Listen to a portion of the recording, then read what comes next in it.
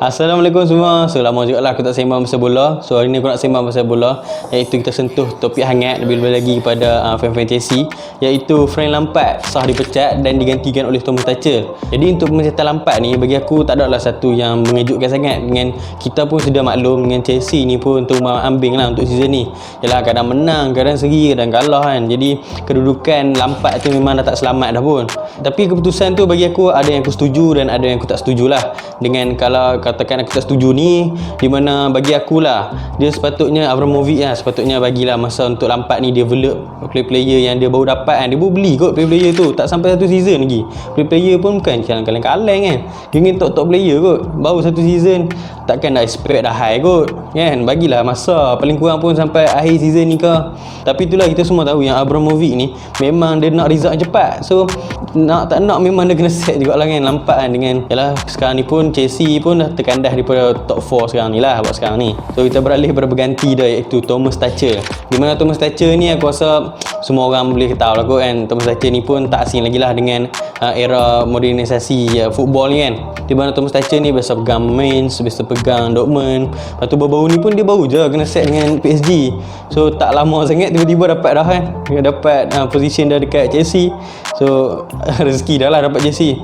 So aku start kenal Tuchel ni time dia manage Dortmund, di mana Dortmund tu merupakan aku punya favourite team lah kalau kat Bundesliga lah. Aku memang minat Dortmund, so aku kenal lah dia dari situ. Dan Tuchel ni memang aku suka dia dengan dia ni pandai develop player-player muda dekat Dortmund dulu kan. Banyak player-player muda yang dia ni develop dekat Dortmund. Sampai kan Dortmund tu time dia dulu, Dortmund ni dapat saing-saing dengan Bayern kot. Dapat menang di FA Pokal, dan tu merupakan trofi last tau Dortmund menang. Sampai sekarang ni. So as a record dia ni, as a manager, selain daripada kat Dortmund tu, dengan PSG tu korang cakap lah piala apa je yang dia tak dapat kat PSG kan. Semua dia tapau. Tapi tu taklah mengagumkan aku sangat. Tapi yang aku kagumnya time dia bawa PSG ni ke final. Kali pertama PSG ni masuk final season lepas, walaupun tak dapat menang, tapi dapatlah ke final buat kali pertama PSG ni. So tu antara pencapaian yang bagi aku boleh dibanggakan lah. So aku rasa Thomas Tuchel memang pengganti yang sangat-sangat ideal lah, ataupun sangat tepat untuk Chelsea buat masa sekarang ni. Ialah dengan berbekalkan pengalaman dia yang banyak tu kan. So dekat situ poin aku yang pertama, di mana pengalaman dia ni lebih lah daripada Lampard. Ialah dia dah manage Dortmund, dah manage PSG, dah masuk final UCL kot. Banyak lah pengalaman dia dapat.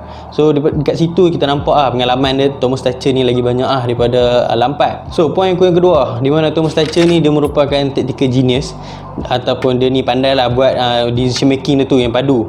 Di mana kalau kita boleh tengok lah, banyak contoh-contoh time dia manage Dortmund, time dia manage PSG, dengan decision making dia buat, position dia buat pun memang sesuai dengan taktikal dia, dengan tempo permainan.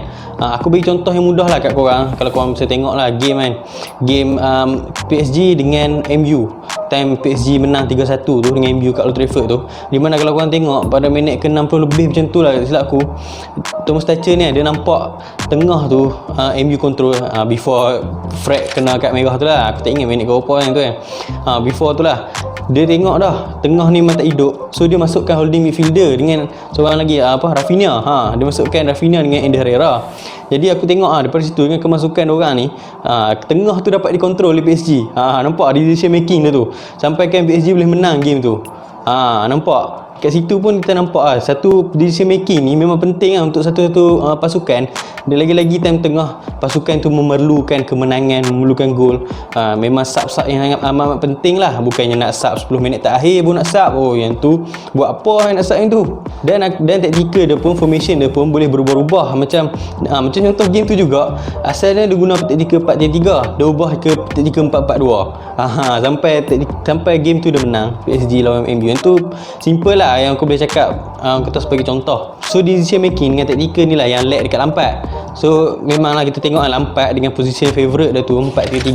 Kalau contoh perlawanan tu jadi tak apalah kan 4-3-3, tapi kadang tu dah perlawanan tu tak menjadi dengan position 4-3-3, tapi dia ni aku tengok tak berani nak tukar ke, nak cuba kan, nak tukar position taktikal baru ke kan. Paling kurang pun aku tengok Lampard dia akan tukar player je. Contoh macam dia letak striker tu Giroud, tak menjadi Giroud, dia tukar Abraham.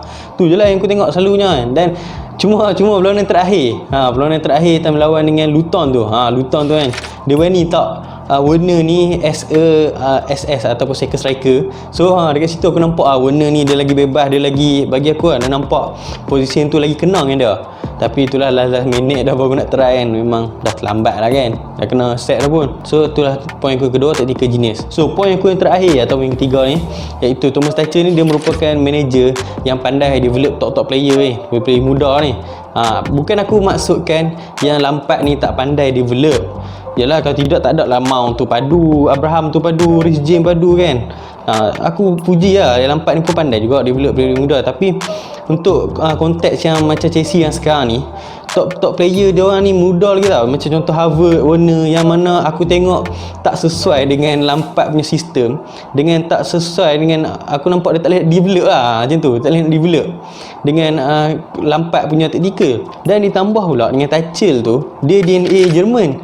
Jadi aku memang harap sangat lah kan, lepas ni Tuchel pegang, si Werner dengan Harvard tu dapatlah balik kan dia punya, orang kata, form yang bagus tu, dan kembali pulihkan balik lah, orang kata, dia punya nama tu kan. Yalah, banyak orang cakap dia flop. Aku tak nak lah macam terlalu awal cakap dia flop kan. Bagi aku, bagi habis satu season dulu lah baru kita boleh kata kan, ataupun 2 season ke barulah kita boleh tengok kan, dia baru nak sesuaikan diri. So aku tak nak cakap flop, tapi ramai dah orang hentam dah, termasuk lagi Chelsea sendiri, peminat-peminat Chelsea sendiri pun banyak aku tengok kecam juga Werner, sebab dia yalah tak dapat bagi pelanggan apa yang Chelsea bayar kat dia. So aku harap dengan adanya Thomas Tuchel ni dia dapatlah develop lagi geng-geng muda ni. Banyak muda je Chelsea ni, so memang masa depan tu cerah lah Chelsea ni sebenarnya. Dan jangan lupa juga yang Pulisic tu, siapa yang naikkan Pulisic? Kalau bukan si Tuchel tu, Tuchel lah yang naikkan Pulisic sampai dia jadi player yang bagus sekarang ni. Tuchel lah yang bagi debut dekat Pulisic time duduk kat Dortmund. Jadi aku harap yang Tuchel ni boleh lagi lah kembangkan Pulisic tu lagi kan, boleh lagi padu. So sebagai penutup, aku cuma nak cakap yang aku harap Tuchel ni boleh pegang lama lah untuk Chelsea ni. Dan aku pun harap lah yang Chelsea ni dapatlah menang cup kan dengan bersama Tuchel, bersama Tuchel. So tu adalah sebuah sikit lah pendapat aku. Jadi kalau korang ada pendapat yang berbeza, korang boleh komen kat bawah, jangan risau. Jadi kalau korang suka video ni, korang boleh like, dan jangan lupa share video ni pada member yang lain. Jadi kita jumpa lagi pada video akan datang, insyaAllah. Assalamualaikum.